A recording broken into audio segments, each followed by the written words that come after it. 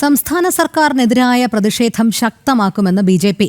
പ്രാഥമികാരോഗ്യ കേന്ദ്രങ്ങൾ മുതൽ മെഡിക്കൽ കോളേജ് വരെയുള്ള സംവിധാനങ്ങൾ തകർന്നടിഞ്ഞു. ആരോഗ്യമന്ത്രി രാജിവെക്കും വരെ പ്രതിഷേധം തുടരുമെന്ന് ബി.ജെ.പി. സിറ്റി ജില്ലാ പ്രസിഡന്റ് കരമന ജയൻ പറഞ്ഞു. കോട്ടയം മെഡിക്കൽ കോളേജിൽ കെട്ടിടം ഇടിഞ്ഞു വീണ് കൂട്ടിരിപ്പുകാരി മരിച്ച സംഭവത്തിൽ ആരോഗ്യമന്ത്രിയുടെ വസതിയിലേക്ക് ബി.ജെ.പി. പ്രതിഷേധം മാർച്ച് നടത്തി. പ്രതിഷേധിച്ച പ്രവർത്തകർക്ക് നേരെ പോലീസ് ജലപീരങ്കി പ്രയോഗിച്ചു. പ്രശാന്ത് ശങ്കരമംഗലത്ത് തയ്യാറാക്കിയ റിപ്പോർട്ട് കാണാം. മന്ത്രി വീണ ജോർജിന്റെ വസതിയിലേക്ക് ബി.ജെ.പിയുടെ ശക്തമായ മാർച്ചാണ് അല്പസമയം മുമ്പ് നടന്നത്. ഇപ്പോൾ നമ്മളോടൊപ്പം ബി.ജെ.പി. സിറ്റി ജില്ലാ അധ്യക്ഷൻ കരമന ജയൻ ചേരുന്നു. ശക്തമായ പ്രതിഷേധമാണ് ബി.ജെ.പിയുടെ ഭാഗത്തുനിന്നുണ്ടായത്. മന്ത്രി രാജിവെക്കും വരെ പ്രതിഷേധം തുടരുമെന്നാണ് അറിയിച്ചത്. മന്ത്രി രാജിവെക്കുക എന്ന ലക്ഷ്യത്തോടു കൂടിയാണ് കഴിഞ്ഞ 2 ദിവസത്തിന് മുമ്പ് ശ്രീ കെ സുരേന്ദ്രൻ ഉദ്ഘാടനം ചെയ്ത medical college superintendent office March.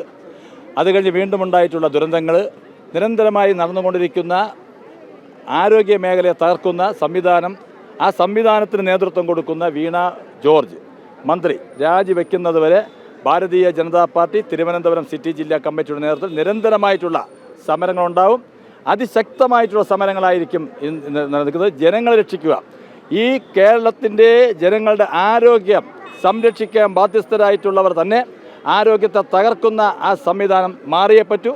മാറുന്നത് വരെ ഭാരതീയ ജനതാ പാർട്ടിയുടെ ശക്തമായ സമരങ്ങൾ ഉണ്ടാവും. അതായത് ഈ പ്രാദേശിക ഹോസ്പിറ്റൽ, അതായത് പ്രാഥമിക ആരോഗ്യ കേന്ദ്രങ്ങൾ മുതൽ മെഡിക്കൽ കോളേജ് വരെയുള്ള സംവിധാനങ്ങൾ തകർന്ന ഒരു നിലയിലേക്കാണ് ഇപ്പോൾ നിലവിലെത്തിയിരിക്കുന്നത്. ഒരു ഡോക്ടർക്ക് പോലും തുറന്നു പറയേണ്ട അവസ്ഥയിലേക്ക് സംസ്ഥാനത്തെ ആരോഗ്യാവസ്ഥ ചെന്നെത്തിയിരിക്കുന്നു. ഇത് ഒരു ഡോക്ടറാണല്ലോ വെളിപ്പെടുത്തിയത്. ഇതുപോലെ അനേകം ഡോക്ടർമാർ വെളിപ്പെടുത്താൻ തയ്യാറായിരിക്കുന്ന സമയത്താണ് ഡോക്ടർ ഹാരിസ് വെളിപ്പെടുത്തിയത്. ഇത് പ്രാഥമിക ആരോഗ്യ കേന്ദ്രം മുതൽ അഴിമതിയുടെ കൂത്തരങ്ങാണ്.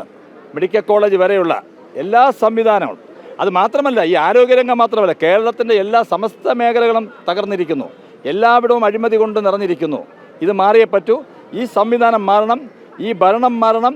അതിന് കേരളത്തിലെ ജനങ്ങളെ രക്ഷിക്കാൻ ബാധ്യസ്ഥരായിട്ടുള്ള ഭാരതീയ ജനതാ പാർട്ടി അതിശക്തമായ രൂക്ഷമായ സമരങ്ങളിലേക്കായിരിക്കും ഇനി പോകുന്നത്. തിരുവനന്തപുരം മെഡിക്കൽ കോളേജിലേക്ക് വരുവാണെങ്കിൽ അവിടെ റേഡിയോളജി വിഭാഗത്തിൽ ആവശ്യത്തിന് ഉദ്യോഗസ്ഥരില്ല, ടെക്നീഷ്യന്മാരില്ല, മറ്റ് ശസ്ത്രക്രിയ ഉപകരണങ്ങളില്ല. അങ്ങനെ ബുദ്ധിമുട്ടുകളുടെ നടുവിലാണ് തിരുവനന്തപുരം മെഡിക്കൽ കോളേജ്. എവിടെയാണ് അവരെ ഈ ഉപകരണങ്ങളുള്ളത്? ഇപ്പം തന്നെ പറയണം, ഇപ്പോൾ ഒരു എന്താ പറയുക, ഇപ്പം ഡോക്ടർമാരെ തന്നെ സമ്മതിക്കുന്നു, രോഗി വരണമെങ്കിൽ, ഒരു സർജറിക്ക് വരണമെങ്കിൽ ആവശ്യമായിട്ടുള്ള ഉപകരണങ്ങളും കൊണ്ടുവരണമെന്നാണ്. എല്ലായിടവും ഇത് ഓരോന്നും വെളിപ്പെടാൻ പോവുകയാണ്. അതിൻ്റെ സൂചനയാണ് ആദ്യം ഡോക്ടർ ഹാരിസ് അദ്ദേഹം വെളിപ്പെടുത്തിയത്. ഇനി പലതും വെളിപ്പെടാൻ പോവുകയാണ്. ശക്തമായ പ്രതിഷേധമായിരിക്കും, ശക്തമായ രൂക്ഷമായ സമരങ്ങളായിരിക്കും.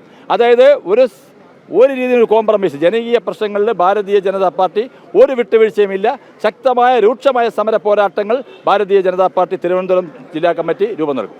വരും ദിവസങ്ങളിൽ തലസ്ഥാനം കാണാൻ പോകുന്നത് ശക്തമായ പ്രതിഷേധമായിരിക്കും. അതുതന്നെയാണ് ബി.ജെ.പിയുടെ ജില്ലാ അധ്യക്ഷനും പറയുന്നത്. സമരം ശക്തമായി തന്നെ ഈ വീണ ജോർജിൻ്റെ മന്ത്രിയുടെ വസതിയിലേക്ക് ബി.ജെ.പി. പ്രതിഷേധിച്ചു. 8 തവണയാണ് പോലീസ് പ്രവർത്തകർക്ക് നേരെ ജലപീരങ്കി പ്രയോഗിച്ചത്. ശക്തമായ പ്രതിഷേധം. വി മുരളീധരൻ പ്രതിഷേധം മാർച്ച് ഉദ്ഘാടനം ചെയ്യുകയും ചെയ്തു. വരും ദിവസങ്ങളിലും പ്രതിഷേധം തുടരുമെന്നാണ് ബി.ജെ.പി. അറിയിച്ചിരിക്കുന്നത്.